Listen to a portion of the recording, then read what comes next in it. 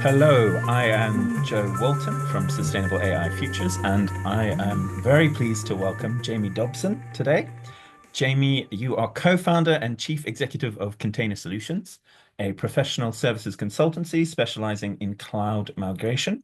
You're the co-author of Cloud Native Transformation, Practical Patterns for Innovation, and more recently, you've co-authored a new book with Anne Curry, which we'll be chatting about shortly. Um, Jamie, welcome. Thank you, Joe. Really nice to meet you. By the way, I'm no longer the CEO. I gave that up 1 year ago. There's a new guy. He has to deal with all the complaints. But other than Oh. other than And, that, and how do you feel about that? I feel awesome. I've lost 10 kilograms. I'm sleeping at night.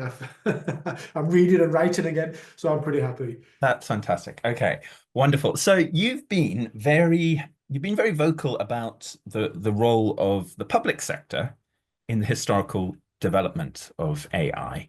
And I wondered if you could just kick off by telling us a little bit more about that.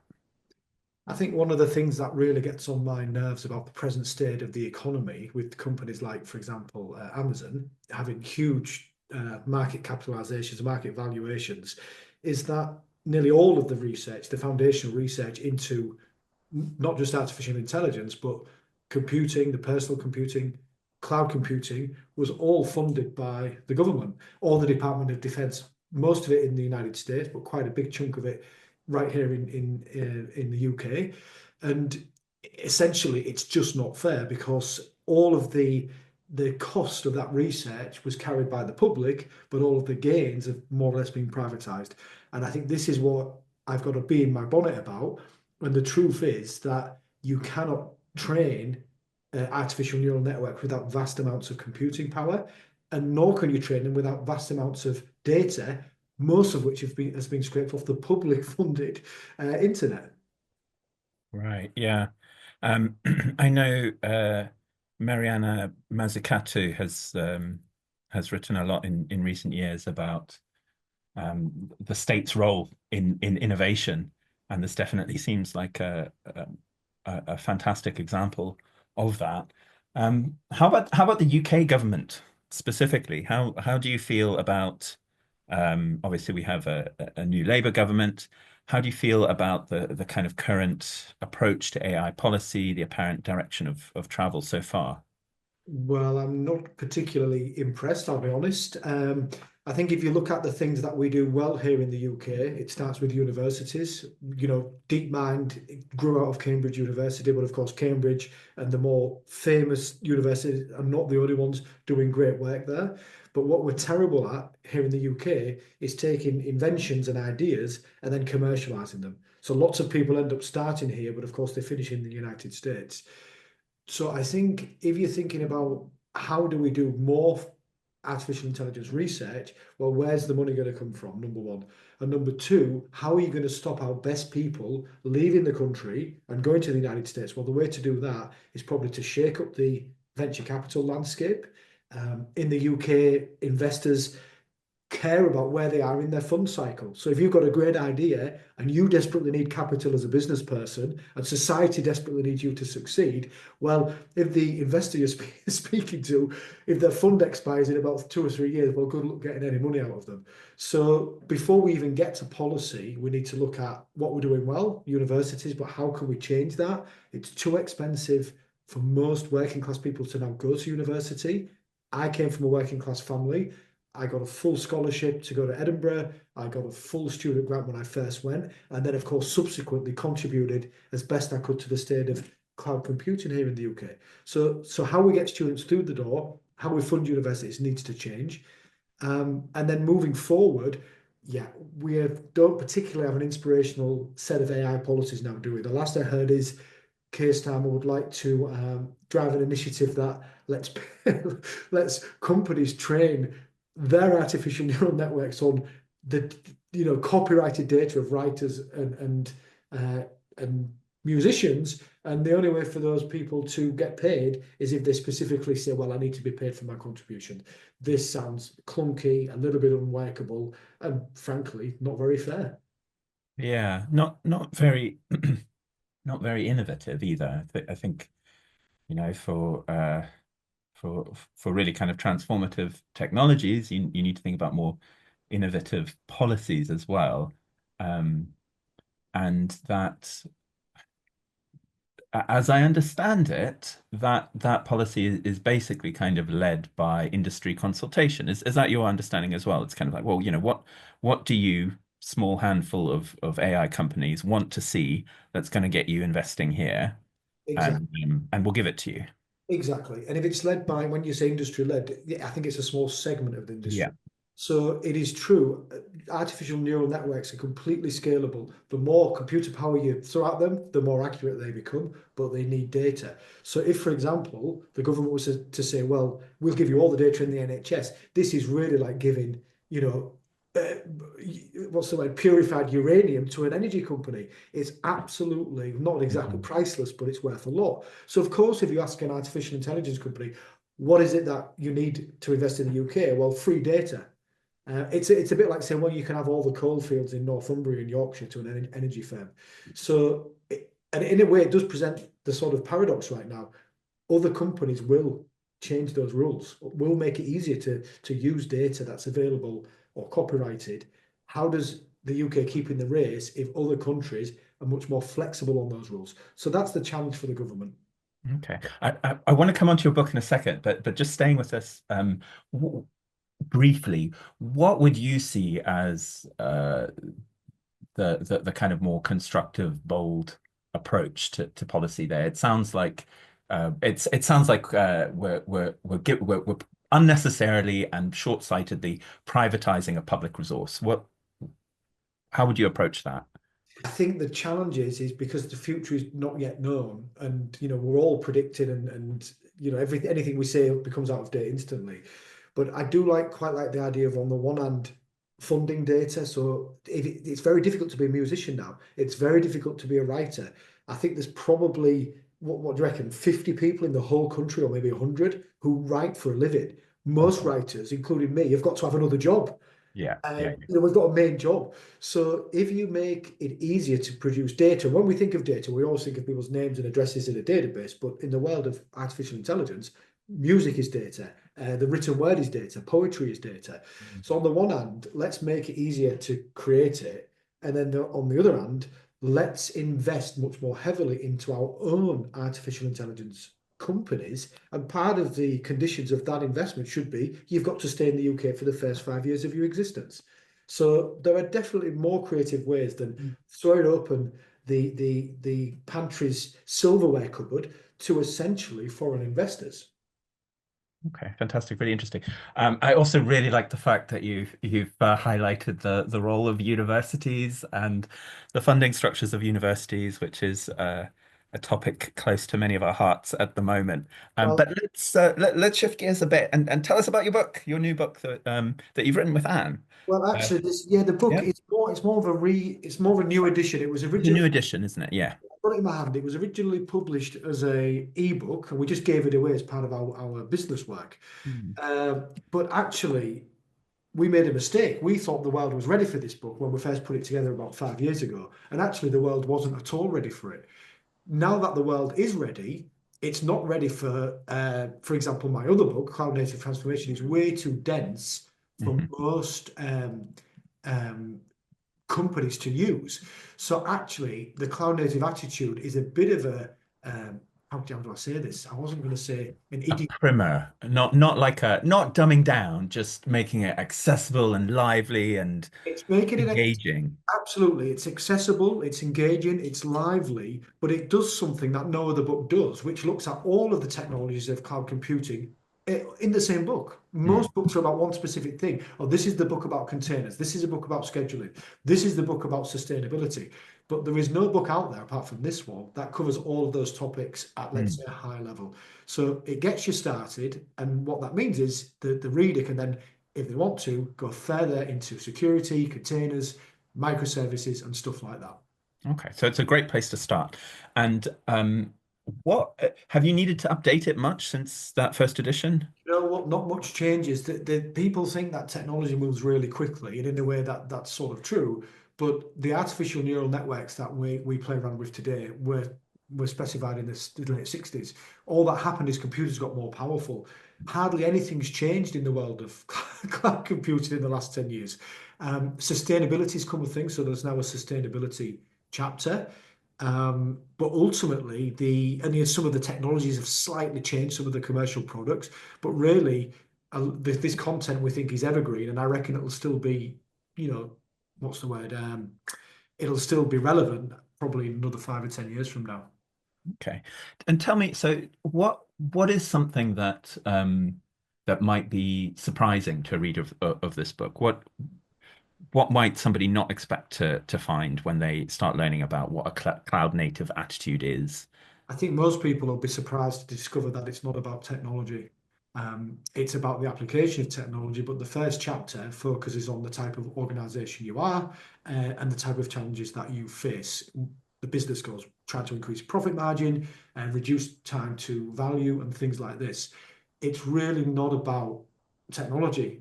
These technologies, like the sword or the shield of Perseus, are powerful, but they are wielded by a human. And in the case of Perseus, a human hero. Well, it's exactly the same with cloud technologies. If you are not willing to take risks, create a safe environment, you may as well be building web applications with a hammer and chisel. It just won't work. Mhm. So, n- as an experiment, explain like I'm five what a cloud native attitude is. Oh, that's the easy bit. The technologies would have been harder. A cloud native attitude is essentially an attitude of experimentation, an attitude of risk seeking. And actually, a 5-year-old would understand it better than a 50-year-old. Okay. A 5-year-old, for example, leaves the confines of his mother's or her mother's apron strings, ventures to the next room, and only when they're startled by a noise do they come scuttling back. That's interesting. In that, So yeah, great. it's Yeah. exploration. It's learning through exploration and learning through failure. Okay. And maybe we're all born with an innate cloud native attitude then. Would you in your day job though, you've had a lot of experience of doing kind of cloud migrations for companies. Can you talk us through that process a little bit? What for you would indicate that it's something that a company should do, needs to do? When would you say, actually, no, this isn't for you right now? Well, it often isn't for companies. Usually most people start with the cloud because they're interested in the technology. Now, there's nothing wrong with being curious about tech or wanting to experiment, but actually, if you're running a team of 100 or 200 engineers, it's pretty irresponsible to decide to bring in a new technology and do it sort of haphazardly. So that never usually works out. It's a little bit naughty because lots of executives do that, and then they stick on the CV that for 2 years they built up a cloud capability at a famous bank, and then they go get a high-paid job in a different bank or a different insurance company. Yeah. So that's a little bit naughty. So cloud computing is really about web scale development. So if you, for example, have only 500 users, well, maybe using the full power of Amazon's cloud services and all their artificial intelligence services might not be for you. There might be more cost effective and effective way to meet your user demand. If, however, you were hundreds of thousands of users and you're going to have to scale up and scale down based on demand, then cloud infrastructure and cloud computing might be for you. Okay. Yeah. Fantastic. Um, yeah. And I definitely that point resonates about how sometimes doing something really badly and making a lot of problems for everybody actually looks great on your CV as a bullet point. It's a serious issue. It's a really serious issue across the industry. Yeah. So you mentioned that sustainability is one of the new areas, and there's a small chapter there. I hope you do a third edition where that chapter is even bigger because that's one of the things that I'm really interested in. And obviously, so the background. We're in the process of missing the Paris Agreement 1.5 degrees target. The US under Trump is withdrawing from multilateral climate action. Climate change isn't just about the US. The role of China showing a lot of climate leadership is really important. It's very, very complex. It's much more than about um, that one country, but it is still making huge shock waves. And we know that in the next couple of decades, we're going to see increasing pressure on food and energy systems, particularly given development needs of the global south. So, against this background, the current build out of data centers that is associated with this rather interesting AI explosion has been attracting a lot of media attention, quite mainstream media attention, especially around the carbon impacts of data centers and the water impacts. So in your book, in the short section, you suggest that there's quite a strong correlation between sustainability and the hyperscaler data centers cost efficiency incentives. Do you want to talk about that a little bit more? Well, I do, but there's a hell of a lot to unpack there. So first of all, in terms of the next edition, so Anne has actually written a book, Building Green Software, which is a full expansion of that chapter. So if people are interested in learning how to do that, fine. Now, as to the carbon costs, it's not just carbon and water. There's been a number of planning permission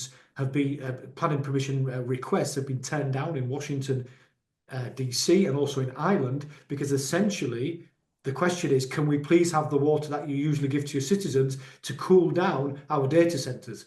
In both those cases, the answer was no. Now, how long municipalities and local governments can say no to such humongous businesses is a different question. And then the third thing would be around minerals and potentially conflict minerals. Computers are made from a bunch of materials. They have to come from places in the world that we don't usually talk about, but actually are very difficult places to live for the people who are in them, for example, in different places in Africa. So it's an extremely complex problem. The idea that throwing up a data center, a warehouse with a few computers in it, is remarkably naive. I think that's the most important point. And the question is do we want to keep funding that when something along the lines of 11 or 12 million children live in extreme poverty in the United States? How long can society look itself in the face when the big hyperscalers are getting planning permission to build data centers to make them even richer when millions of children are living in poverty? So I think that's my opening gambit there. Now, in terms of cloud infrastructure and it being sustainable, it goes along the following lines. The first one is the more effective your cloud setup is, the less power you're going to use.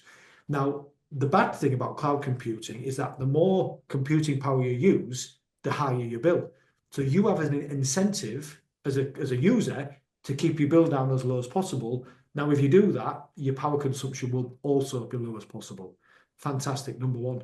But number two, the problem there is if you're consuming from a data center in a dirty area that relies on coal, then actually it doesn't matter how cheap it is, you are still spewing out carbon emissions. Now, that's the bad news, but the good news is really simple. You can choose as a user which Amazon zone, for example, to use. Well, just pick one that's fully sustainable, fully renewable. Pick a data center that's powered by 100% renewable resources.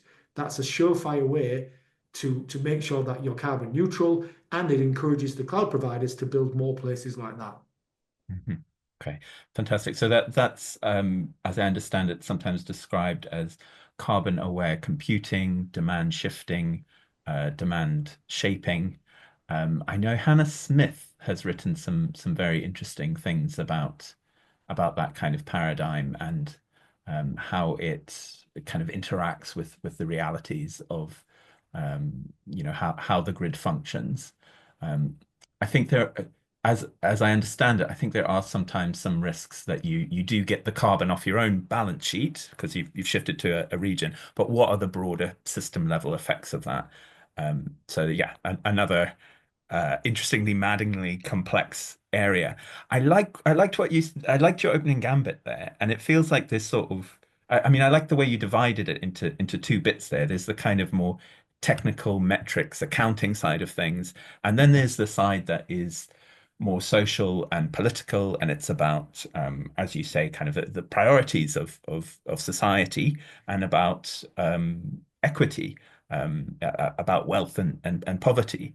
So Amazon on the one hand, AWS will kind of advertise that a migration can be 88% more efficient or 99% more efficient. And you've given some reasons why we might take that with a little pinch of salt. There's potential savings, it can be mismanaged, it depends on not just power usage effectiveness, but is it being powered by coal? Is it being powered renewably? Um, and I think we can take it with a big pinch of salt, really.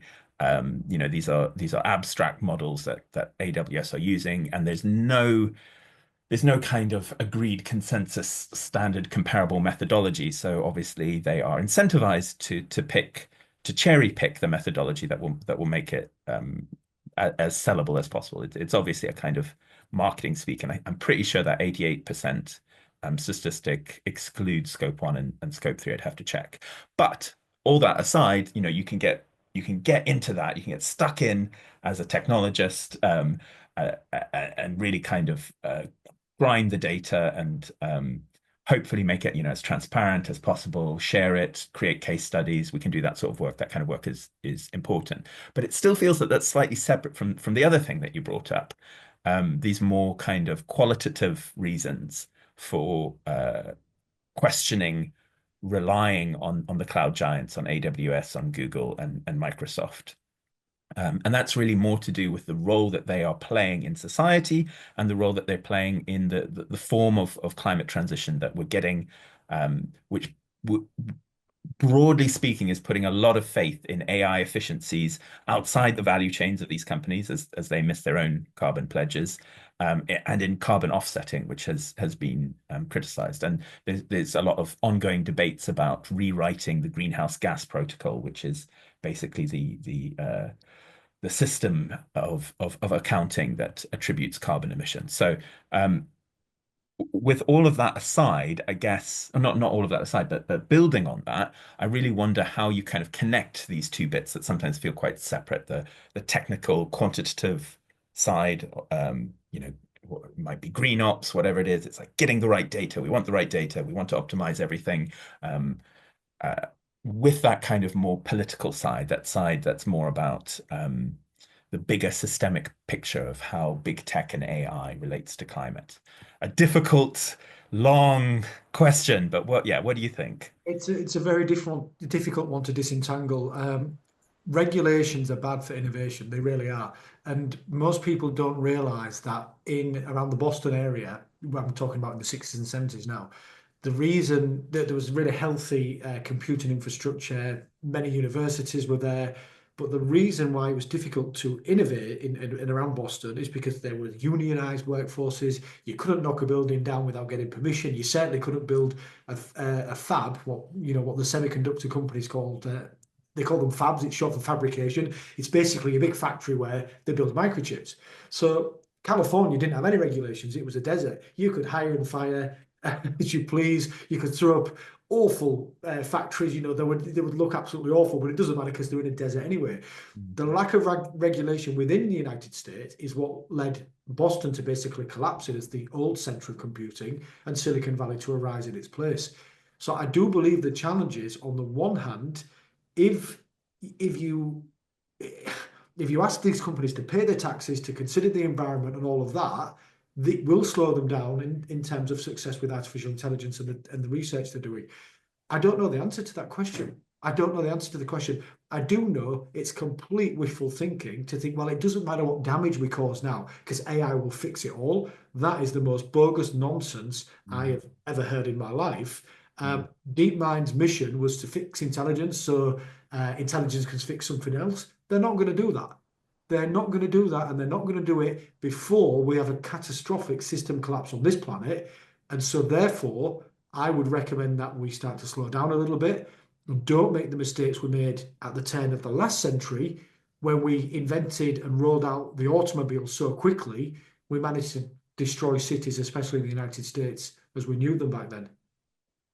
yeah, I have at the moment quite mixed feelings about AI for sustainability, we might call it. So, distinguishing between the sustainability of AI and using AI, as you say, to fix climate problems, face those challenges. There are some people I kind of know and trust and respect who tell me, yes, there's all this fantastic work going on, and we're really excited, and it's going to accelerate all these climate solutions. On the other hand, just kind of peeking my nose into some of the literature around AI for sustainability, it does seem that there are really endemic problems with the quality of the research and also just with the hype cycle. So a piece of research or a pilot project might be fantastic, perfectly great within its own remit, but then it gets reported in the news media or in some grey literature, in some report by a consultancy company, as though it was already being rolled out, as though its technology readiness level was, um, much further along than it actually is. The problem is with your friends or the people you respect, it's not that they're wrong, but none of us actually know. So Nobody knows. right now, engaging in these discussions really is speculation. Now, the question is a different question is the cloud providers, the hyperscalers, have got all the models, and models is just another posh word for computer programs. That's all these artificial intelligence models are. They've got all the models, all the people, and all the money, and they are unregulated. Do we trust the hyperscalers to do the right thing for the rest of society? Mm. Okay, fantastic question. And actually, so let's kind of finish up on that point. And no, I don't. I've got to say, I don't. And I suppose they're not monoliths, and that's important to note as well. There are different people, there are different perspectives, there are different currents, there are different controversies within each of these companies. So, maintaining that nuance is impossible is important. I said impossible. That's interesting. Well, Um, but I guess I'd like to kind of finish up by thinking about returning, I guess, to policy a little bit. Um, what would you like to see? You've touched on this a little bit already, but what would you like to see in terms of paradigm shifts or new models that might be necessary for governing AI in a more responsible way? So this is the controversial thing is the new ideas I've got, the radical ideas I've got are actually as old as the planet is. Mhm. So I think the first thing to look at would be the breaking up or the regulation of natural monopolies. Now, let's think of Samuel Insull was Thomas Edison's sort of protege, and he went on to sort of roll out electricity across the United States. But he came to an amazing conclusion that the only way an electricity grid would make sense is if it was allowed to act as a monopoly. Because the alternative would be you would need five different power plants, five sets of cables, and without the economies of scale, all five of those power providers would go bankrupt. Now, how does Samuel Insull get us citizens and the governments to agree to giving him a monopoly on electricity? Well, he agrees to be regulated and to set prices in conjunction with the government. Now, what was good for Samuel Insull, I think it should be good enough for the hyperscalers today. So this is an old idea. If a natural monopoly emerges, and I do believe cloud is a natural monopoly, that makes it impossible for new entrants to come into the market, then they need to be regulated publicly and their prices needed setting publicly. Now, good luck trying to get that policy over the line, but that would be the first thing that really needs to happen. Um, Second one around taxation. This is a funny one. I don't know if it's a bit of a red herring. People talk about progressive AI taxation. So, since artificial intelligence, most of the models are trained on public data, or probably data they're going to nick from universities, then surely you should pay a tax back on that because it was generated by the Commonwealth with all the taxes that we've paid. So the more money you make, whether it's 100 million, 200 million, the more tax you would put back, into society. But this is where I think I'm a bit controversial. Well, if we're going to do progressive tax on companies, why are we not doing progressive tax on people who earn their money through interest on assets and rent seeking? Why is the tax for a person who goes to work for a living progressive, 40, 50% in the highest band, but it's not progressive for people who make their money on the stock market or who inherit their wealth? That to me is absolutely bonkers. And as long as you make more money with investment, then why the poor will continue to get poorer. That gap will increase. So really, it's not just about progressive taxation of companies, but it's also about progressive taxation of wealth and making sure that those who earn the money from assets are taxed roughly equivalently to those who earn their money working for a living. Yeah.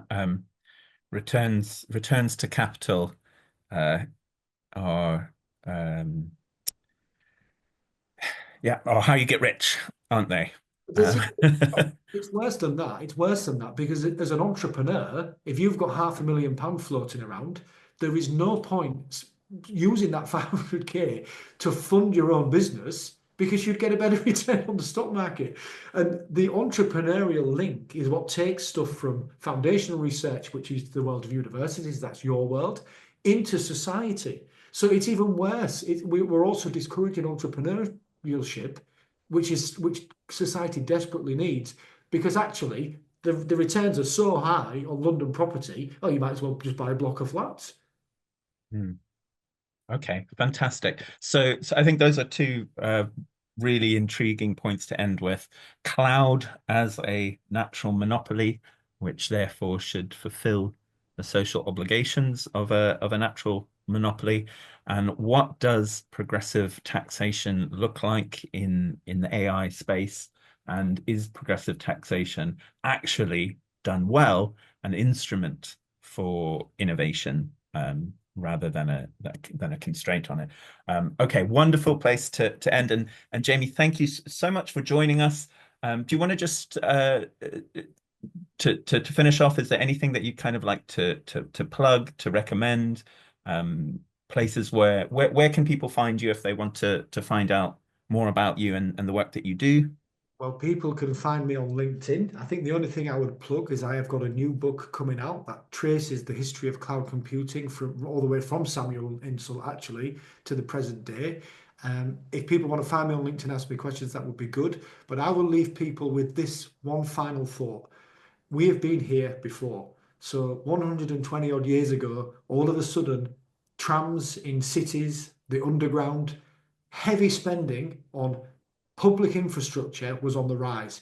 This wasn't because some left-wing do-gooder was in charge. It was because politicians of the day were trying to avert class warfare by making sure the gains from publicly funded scientific research were spread equally across society. If our great grandparents could do it, then maybe we can do it too. Amazing. Thank you, Jamie. Thank you, Joseph. See you again.